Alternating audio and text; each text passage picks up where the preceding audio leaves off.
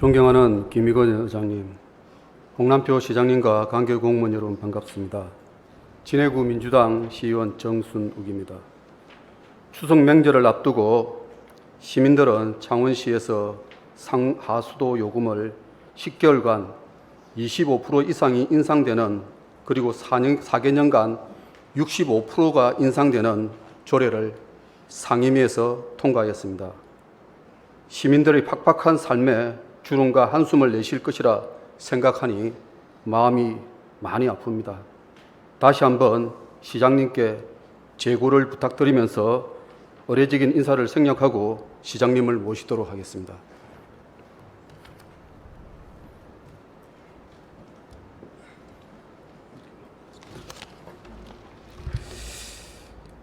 시장님, 요즘 가장 핫 이슈가 원전 오염수 방류에 따른 이런 어떤 부분이 창원시가 어떤 대책을 가지고 있는지, 이항기 방류가 시작이 되었기 때문에 그 점에 대해서 질의를 하도록 하겠습니다. 네. 시장님, 일본 후쿠시마 원전 오염수 방류가 8월 24일 날 기어이 방류가 되었습니다. 대한민국 국민 80% 이상이 반대를 하고 있습니다. 시장님은 어떤 생각을 가지고 계십니까? 과학적으로 검증되지 않는 방류에 대해서 찬성할 국민들은 아무도 없다고 봅니다. 그렇지만 그런 게 이제 여러 가지 이제 보장이 된다면 그래도 사람마다 다르게 생각할 텐데, 어떤 창원시장으로서 시민들의 불안이 없도록 하는데 최선의 노력을 다하고 있습니다. 이 원전 오염수 문제가 시민들의 불안 요인이 이제 있는 거 아닙니까, 그죠? 그래서 이 불안 요인의 핵심은 뭐라고 생각하십니까? 그 오염수, IAEA에서는 트리티드 워터, 그러니까 오염 처리수라는 말을 쓰고 있는데, 그 오염된 물이 과연 안전한가 안 하는가, 그에 대한 게 시민들이 이제 어떻게 받아들이니까에 딸리는 것 같습니다. 지금 이제 시민들은 보통 보면은 소금을 갖다 사준다든지, 김을 사준다든지, 그리고 멸치를 사준다든지, 이런 여러 가지 지금 이제 총극을 빚고 있습니다. 그것은 이 오염수에 대한 방류가 그만큼 우리 시민들한테 불안 요인을 가지고 있다고 그렇게 보고 있습니다. 그러면 오염수가 방류에 따라서 창원시는 어떤 대책을 가지고 계십니까? 창원시만의 대책은 아니고요. 정부하고 지방자치단체와 같이 이제 공동으로 모든 걸 대응하려고 있는데, 오염된 바닷물이 과연 우리가 허용할 만한 농도 범위 내인가? 그리고 또 우리가 늘 먹고 있는 생선 같은데 방사능 물질이 없는가, 이런 것들에 대한 거를 그때마다 모니터링하고 점검하고 해서 그런 것들을 시민과 정보를 같이 공유하는 투명한 정보 공개를 통해서 하는 그런 방식으로 지금 현재 대응을 하고 있습니다.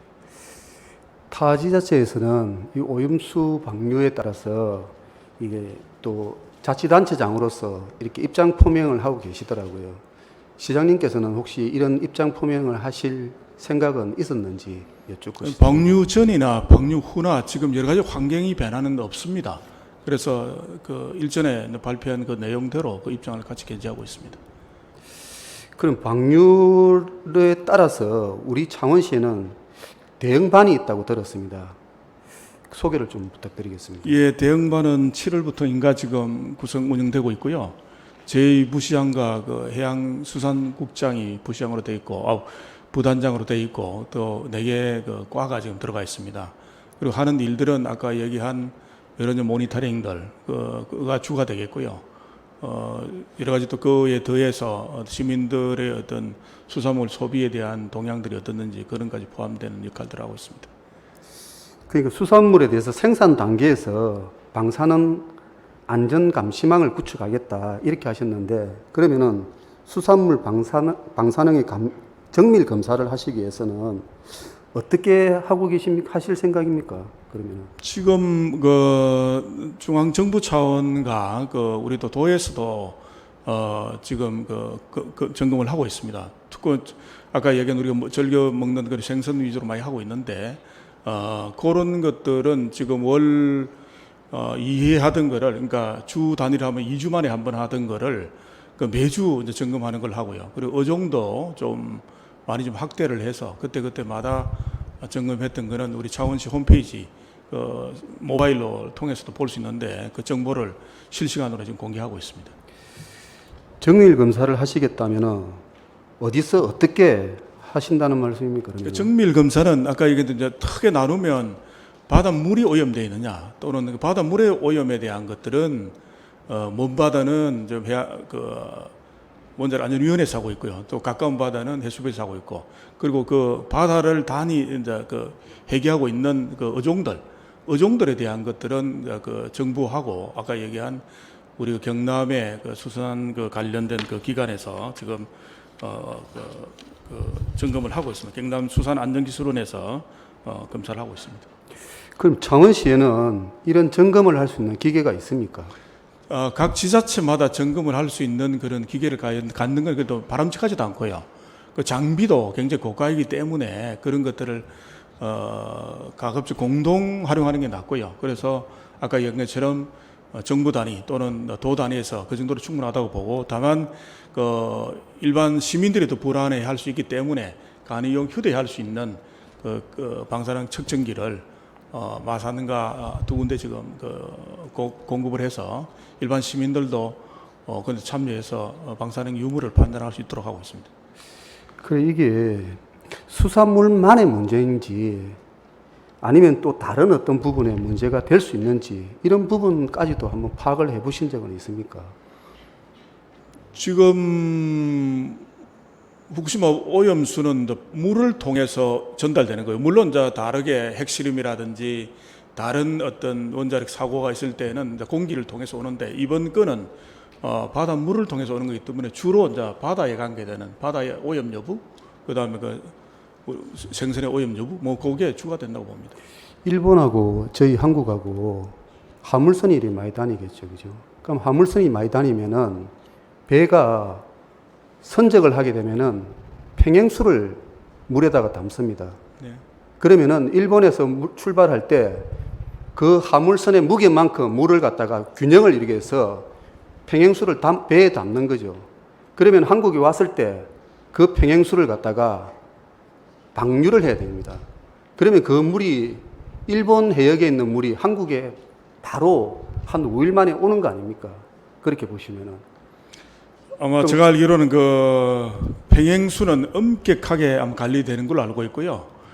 이제 다른 원자력 물질의 이동에 대해서 조금 말씀드리면은 여러 가지 이제 컨테이너에 방사성 물질이 있는지 없는지에 대한 것들도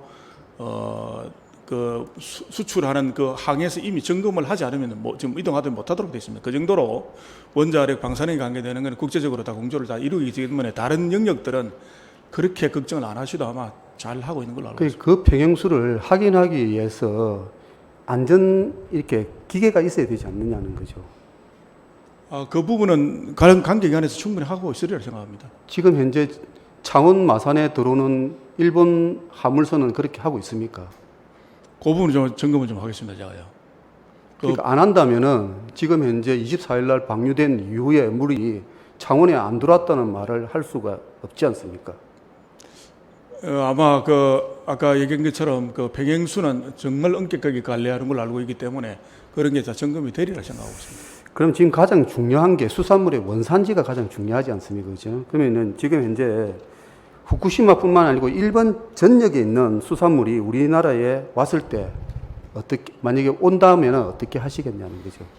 지금 후쿠시마와 인접해 있는 8개 현에서 여러 가지 수출되는 수산물에 대해서는 아예 우리나라 못 들어오게 지금 되어 있고요. 그 외 지역에 수산물 지금 들어오고 있는데, 우리 창원과 관련해서 보면 마산이나 진해 쪽으로 이제 통과되는 건 없고 전부 다 통영에서 수산물이 통과되는데, 거기서 1차적으로 전부 다 검사를 하고요. 그 뒤에는 특히 이제 수사권을 갖고 있는 해경이 주가 되고 또 우리 창원시 공무원들도 해서 합동으로 원산지 포시에 대한 점검을 지금 하고 있는 그런 상황입니다. 지금 원산지가 쏘개버리면은 지금 현재 이게 우리나라에 들어오는 안전성에 대해서 지금 굉장히 문제가 됩니다. 그래서 좀 이동해서 측정할 수 있는 그런 기계가 조금 고가더라도 시민의 안전을 위해서 좀 이렇게 구비하는 게 어떠신지 긴급적으로. 우선 아까 그 통관할 때부터 이미 방사능에 대한 체크를 한 거고요. 다만 이게 어느 지역에서 생선이 잡힌 건지에 대한 것들은 아까 얘기한 것처럼 해경이 주가 되고 우리 시가 또 보조를 해서 잘 점검을 하고 있기 때문에 그 안에 그것까지는 방산을 해야 될지 모르겠는데 일단 전반적으로 그 생선 유통 과정에서 나오는 그 점검은 뭐 빈틈없이 하고 있다고 생각하고 있습니다.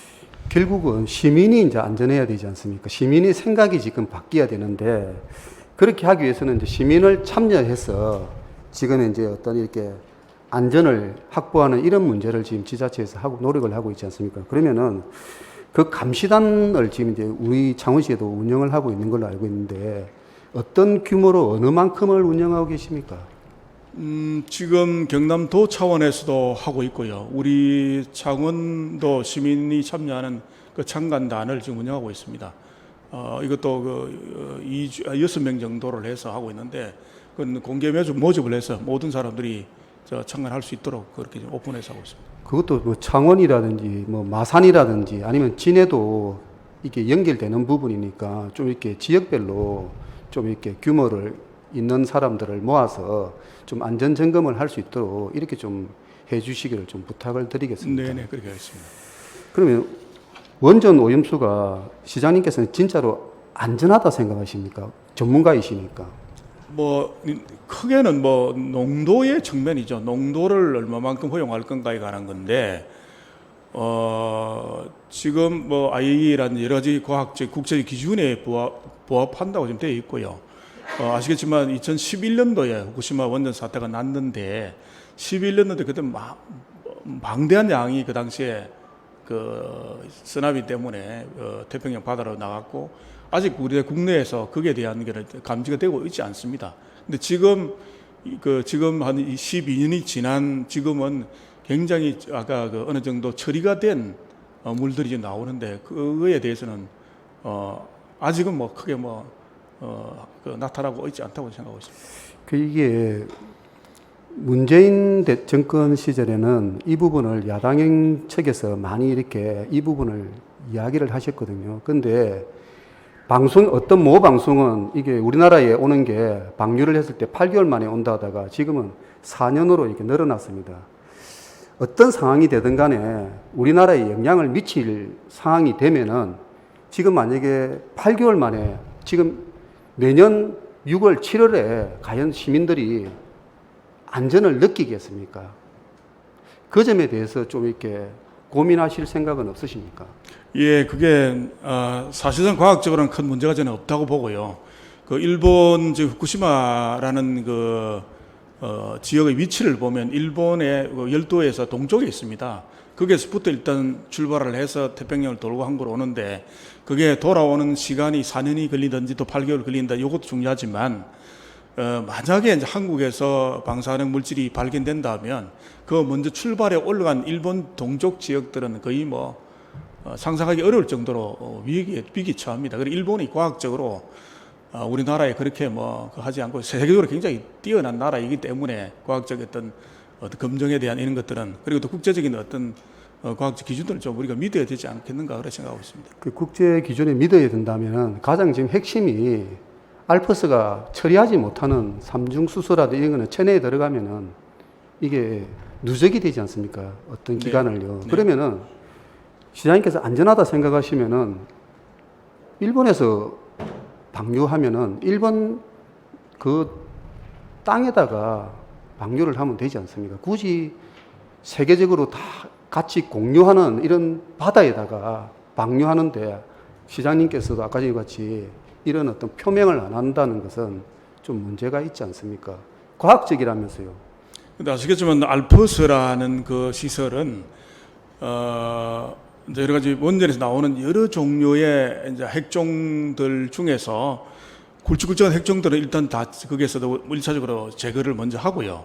그 다음에 마지막 남은 이제 그 삼중수소를 이제 바다에 방류하는 것인데 그게 이제 여러 이제 아까 이야기한 농도 측면에서 보면 그렇게 위험하지 않다는 게 이제 그 일반 과학적인 어떤 판단 같습니다. 그걸 믿어야 된다고 봅니다. 그 위험 안 하면은 일본에서도 농업수로 쓰든지 이렇게 하면 되는데 굳이 세계가 힘들어하는 그런 쪽에다 방류를 하니까 참 우리 한국에 있는 시민들이 불안해하지 않나.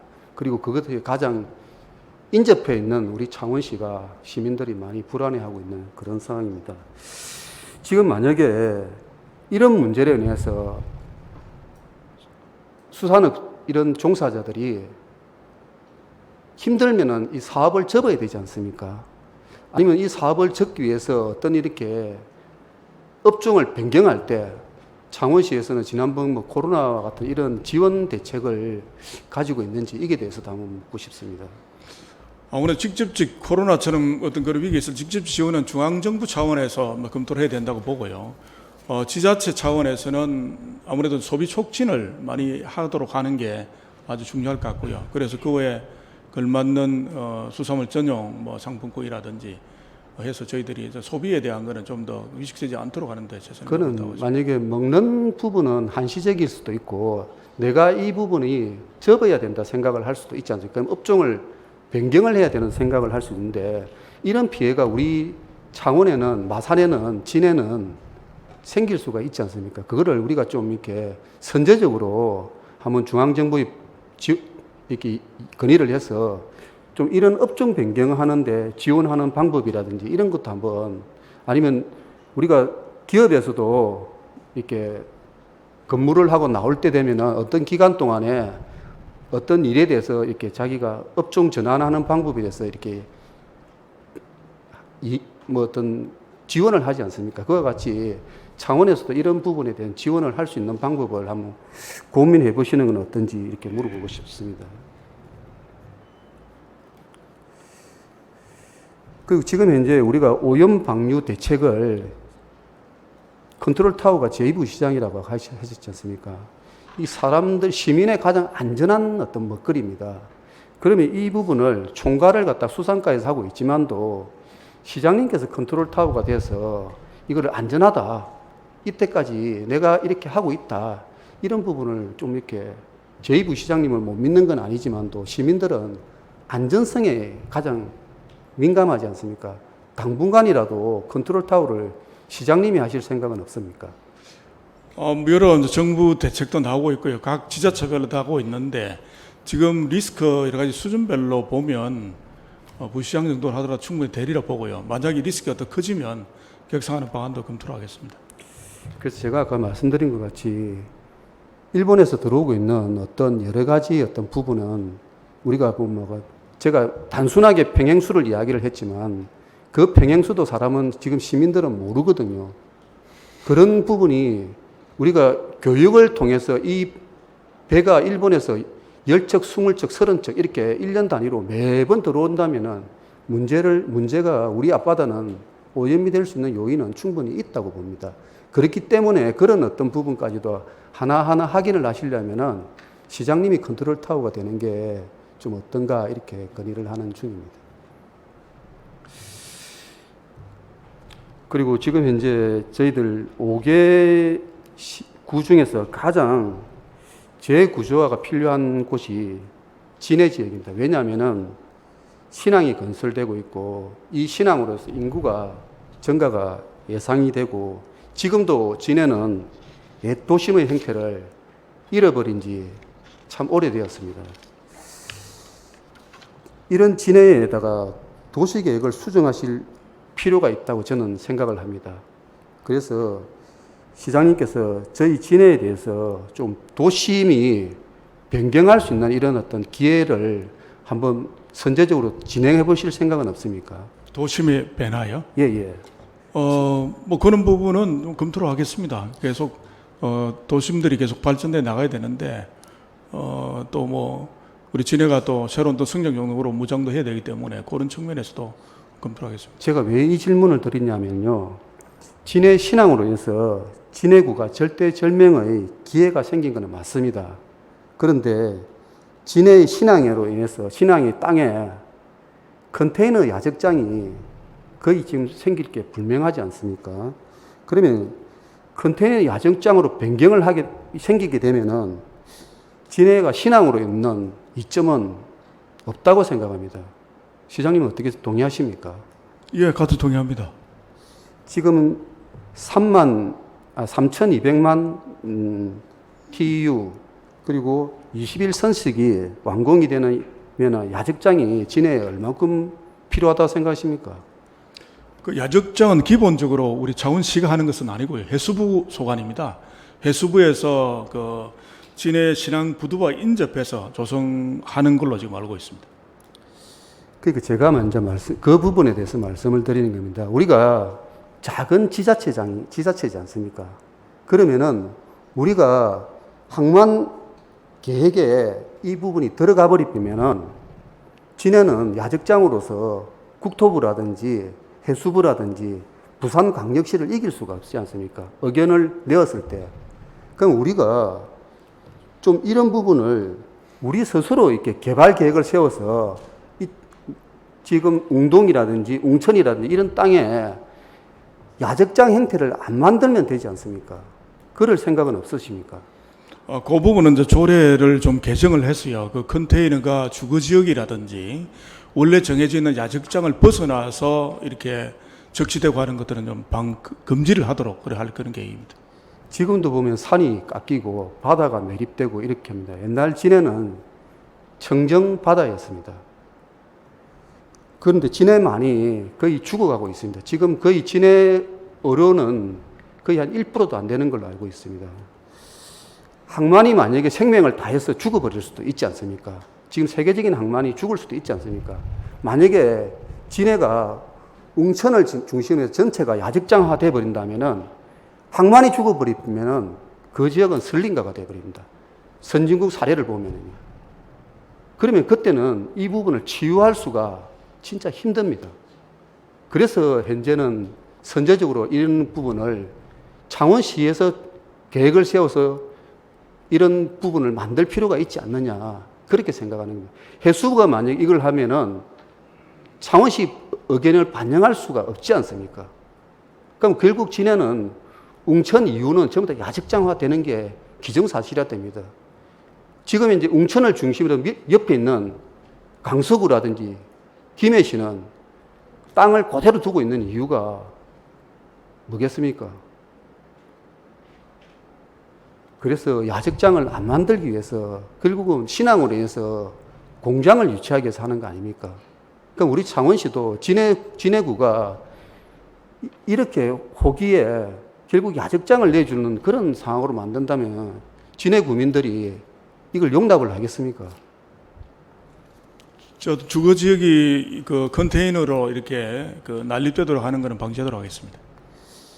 그래서 지금 이제 그게 어떻게 방치가 안 되도록 하겠냐는 거죠. 그걸 할 수 있는 방법은 지금 현재 항만 배후단지 개발로 가버리는 순간에는 이게 창원시는 조그마한 단체가 되기 때문에 우리 의견이 중앙 쪽으로 갈 수가 없지 않습니까? 그래서 선제적으로 우리가 이 항만 배후단지 개발 사업을 벗어난 창원시만의 사업을 하자는 거죠. 배후 단지에는 여러 가지 이제 첨단 기능들이 많이 들어옵니다. 그 국가 주도의 사업들이 들어오기 때문에 가급적인 배후 도시로서 지위를 다 확보하려고 각 인근에 있는 창원, 그다음에 김해, 부산도 지금 노력하고 있습니다. 다만 아까 그 무질서하게 컨테이너가 이렇게 막 시내에 뿌려지는 이런 거를 방지하는 게 중요한 거지. 배후 도시로 지정되는 거는 어찌 보면 배후 도시로 그 영역이 커지는 게 우리가 첨단 산업들을 유치하고 공장도 유치하는 더 도움이 될 걸로 봅니다. 아까 전에 21선식이라 했지 않습니까? 그죠? 그러면은 진해에서 야적장이 한 150만 평이 필요하다 이렇게 하거든요. 그 컨테이너 야적장이요. 그럼 150만 평을 진해에서 만들 곳이 있습니까? 진해가 아니라 그 아까 해수부에서 아까 지금 현재는 컨테이너들이 진해까지 막 펼쳐 나오는데 그 지역을 한정을 해야 되겠죠. 한정을 하고 우리 진해의 특히 이제 주거지역 같은데 이렇게 난립되는 거는 방지를 하도록 그래야겠습니다. 그 좀 원론적인 생각에서 조금은 좀 적극적으로 해시에만이 진해가 웅천 이후는 전부 다 야적장화됩니다. 지금도 사람들은 백일의 마을이나 이런 데는 다 이렇게 개발이 되어서 야적당이 될 거라고 지금 생각을 믿고 있는 거 아닙니까? 거기도 다 해봤자 75만 평이 안 논다고 합니다. 그러면 나머지 어떤 평수는 그 진해가 신항이 되고 나면 그 기회가 진해라는 신항은 항만도 생기지만도 지금 현재 신항도 뭡니까? 공항도 생기고 철도가 생기지 허브가 생기지 않습니까? 그게 이게 동북아 물류 허브가 생기면은 이 허브를 중심으로 해서 4차 산업인 공장이 좋은 공장이 와야 젊은이들이 창원에 머물 거 아닙니까? 서울에서 내려올 거 아닙니까? 인구가 늘 거 아닙니까? 그런데 그게 그런 기회가 잃어버리는 거 아니냐는 거죠. 저도 진해에서 태어나서 진해에 살고 있지만도 저희 부모님이 계시던 웅천 같은 지역에는 결국 야정장화 되어버리는 거죠. 그곳에 4차 산업인 스마트 산업이 있는 공장이 제대로 된 공장이 내려온다면은 지금도 보면 그렇죠. 수원에 있는 삼성도 보면은 결국은 인천공항 때문에 그쪽이 간 거 아닙니까? 그와 같이 그런 동북아 물류의 허브가 되는 곳에 이곳에는 진짜로 지금 현재 고민하지 않으면은 항만 계획에 이어버리는 순간에는 진해는 야적장밖에 되지 않습니다. 그래서 제가 지금 현재 이거를 좀 선제적으로 그 계획에 벗어나서 빨리 우리가 해보자는 건데 거기에 대해서 시장님께서 동의하시냐는 겁니다. 예, 충분히 뭐 종전 정순욱 의원님께서 고민하시는 거 같이 생각을 하고 있습니다. 그래서 뭐 원론적인 자꾸만 답을 하시는데 그거보다는 좀 더 구체적인 좀 답을 좀 주시기를 좀 부탁드리겠습니다. 아까 야적장 같은 거는 진해에 이제 방치되는 걸 이제 방지해내야 되고요. 그리고 신항을 중심으로 해서 이제 물류 관련된 기업들이 많이 좀 들어올 것 같습니다. 그리고 이제 가덕도 이제 그 신공항이 이제 만들어지게 되면 거기에 걸맞는 이제 그 중후장대한 이런 물류가 아니라 경박 단수한 자그마한 그 반도체와 같은 예를 들어 이런 것들이 거기에서 많이 이제 항공으로 화물이 나가게 되어 있습니다. 가덕도 신항까지 그 인접 진해 인접에서 이제 개발이 된다면 진해는 이제 그런 다른 산업이 좀 들어올 수 있는 기회가 많이 열릴 거라고 생각하고 있습니다. 그래서 그런 땅이 없다는 겁니다. 땅이 없으니까 지금 이제 문제가 된다는 그런 것입니다. 그러면 그것을 갖다가 석동이나 이동이나 이런 데를 가져올 수가 없지 않아요. 땅이 없지 않아요. 지금 주거지역인데요. 그래서 한 번 더 시장님께서 고민을 해 주십사 하는 걸 진해 사람으로서 부탁을 드리겠습니다. 그리고 15분은 좀 서면으로 부탁을 드리겠고요. 시장님 공약 중에서 해병대 창설 기념관이 있었습니다. 그 부분에 대한 질의를 하도록 하겠습니다. 해병대 창설 기념관은 어떤 시설입니까? 진해에서 해병대가 창설되었다는 그런 역사적 가치를 좀 살리고요. 그것뿐만 아니라 여러 또 6.25라든지 월남전 때 그 여러 가지 국가 수호 활동을 위해서 홍원한 그 애국 정신을 그 기리기 위한 그런 차원에서 창설 기념관을 검토하게 되었습니다. 그 창설 기념관이 정확하게 어떤 기능을 가지고 있느냐는 거죠. 그러니까 그런 어떤 역사성을 갖는 것들 전시하는 거라든지, 그리고 또 해병대 관련 분들의 어떤 그 간단한 모임이랄까 이런 것들이 가능하도록 하기 위한 어떤 공간이 되겠습니다. 제가 알기로는 추모 시설로 알고 있는데 맞습니까? 추모가 막 본질은 아니고요. 추모 기능도 일부 있을 수는 있겠죠. 그럼 추모 시설이라고 지금 저희들은 알고 있는데 지금 공무원들도 답을 하는 게 추모 시설로 이야기를 하더라고요. 그러면은 그곳에 추모 시설이라 하면은 어떤 분들을 모실 생각입니까? 추모라기보다도 저는 그 해병대 발전에 또 그리고 우리나라의 귀한 분들의 그 해병대 출신 분들을 좀 그 정신들을 어떤 기리는 선양하는 그런 게 되겠고, 단수 뭐 추모 그런 것보다는 뭐 그런 쪽이 더 맞다고 봅니다. 공약을 하셨으면은 거기에 이었을 가면 해병대 대표적인 분이 있지 않습니까? 예. 그럼 그분이 어떤 분입니까? 해병대 창설했던 분도 계시고요. 그 필요성을 제안한 신현준 중령도 계시고요. 그리고 그 뒤에 창설 직후에 공비토벌에 또 크게 해격한 그걸 한 김성은 장군이라든지 이런 분들이 되겠죠. 예. 김성은 장군은 진해 천자본 공원모지 진해 산을 갖다가 공원 모집한 분입니다. 그런 분들이 묘지를 하는 게 아니라 그런 분들의 어떤 업적을 그 안에 전시하고 하는 그런 공간이 되지 않을까 하는 거고요. 기본적인 것은 해병대하고 국가보훈처하고 상의를 해서 그 안에 컨텐츠를 만들 그런 계획입니다. 그러면 이 부분을 해병대면은 해군에 예속되어 있는 거 아닙니까? 네. 그럼 해군하고 협의를 하셨습니까? 이제 하나하나 지금 건물을 짓는 거는 그 자원시에서 할 수 있겠지만 안에 그 컨텐츠 같은 거는 그 관계 기관들하고 상의를 좀 많이 해야 됩니다. 그 아직까지 만들어지지 않는 내용인데 지금 이제 시장님께서는 이거를 공약으로 내신 거 아닙니까? 예, 공약화해서 아까 건물 짓고 그다음 안에 그런 내용들 넣는 것들은 상의를 해서 해내라 계획입니다. 진해구청 뒤에 보면은 6.25 찬점 기념비가 있습니다. 아십니까? 네, 가봤습니다. 한번 가보셨습니까? 네.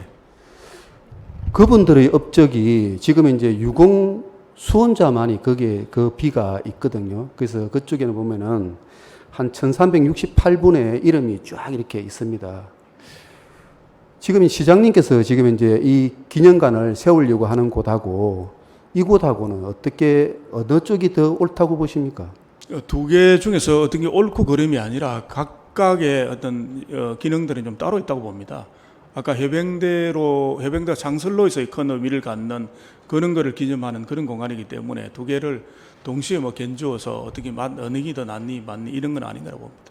그래서 우리나라 6.25에 대해서 무슨 이런 이후의 전투 현대사에 대해서 지금 이제 말씀을 아까 하셨는데 그럴 것 같으면은 전체적으로 이게 다 아우르신다면은 굳이 해병대라는 그 명칭을 사용할 이유가 있습니까?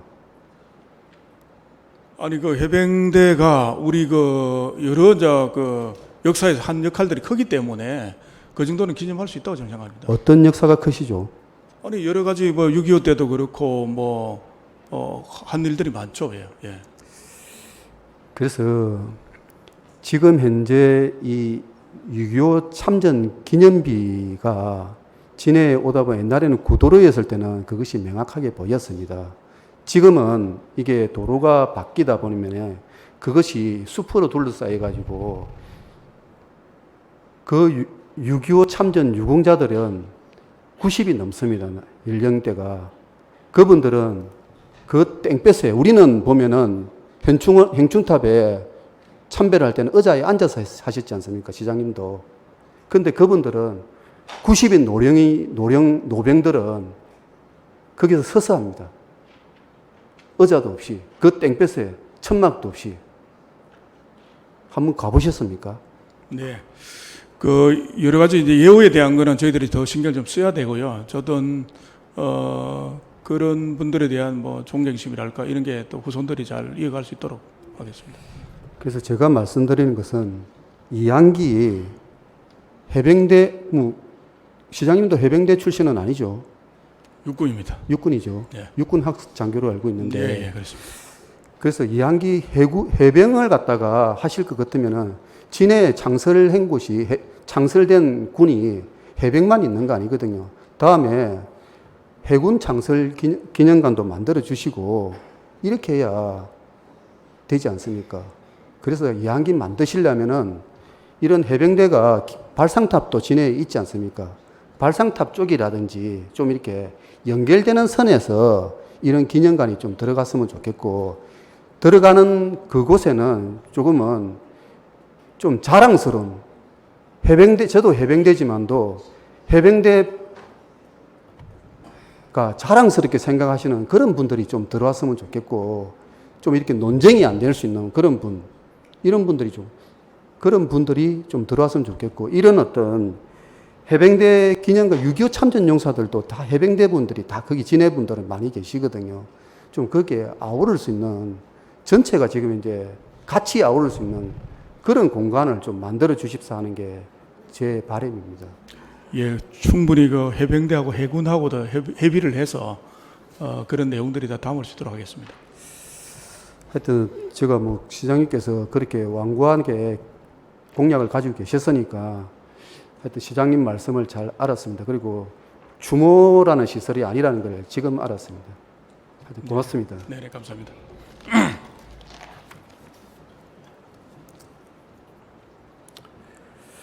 끝까지 시민의 궁금증을 위해서 본 의원의 질의에 성실하게 답변을 해주신 시장님께 감사를 드립니다. 추석 명절이 다가오면서 원전 오염수 방류, 천정부지로 오르는 물가, 창원시 공급요금의 두 자리 인상 등 시민의 삶은 참으로 어렵습니다.